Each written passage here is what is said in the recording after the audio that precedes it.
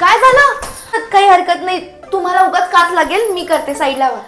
अहो असू आई बघताय काय एवढं? ना पटकन तुम्हाला गरम गरम अद्रकचा काढा करून देते, लगेच बरं वाटेल. आई ग पडलास का? म्हणत असताना सांभाळून खेळत जा. ये पटकन तुला हळद लावून देते. ये लवकर ये.